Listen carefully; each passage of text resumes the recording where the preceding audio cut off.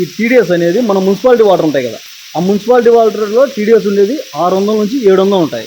అంటే ఈ తాగడానికి వీలు ఉండేదే కాదా? కాదు. అంటే మనం అట్లా చెప్పకూడదు, శుద్ధి చేస్తారు కొంచెం బాగా. అది అసలు మినరల్ వాటర్ ఎట్లా తయారవుతుంది అంటే ఆ 600-700 టీడీఎస్ను తీసుకొచ్చి 30కి 40కి లాగుతాడు.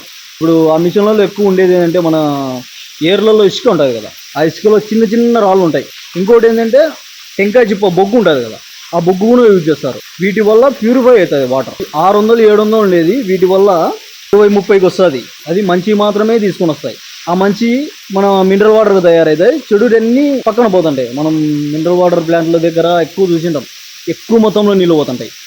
ఆ పక్క పోయే నీళ్ళన్నీ మంచిగా ఉన్నట్టు, ఇవన్నీ 20-30 టీడీఎస్తో ఉన్నట్టు. ఈ టీడీఎస్ అంటే యంగ్స్టర్కు అంటే మనకు ఒకలా ఉంటుంది, పెద్దోళ్ళకు ఒకలా ఉంటుంది. అంటే పెద్దోళ్ళకి ఎట్లా ఒకలా ఉంటుంది అంటే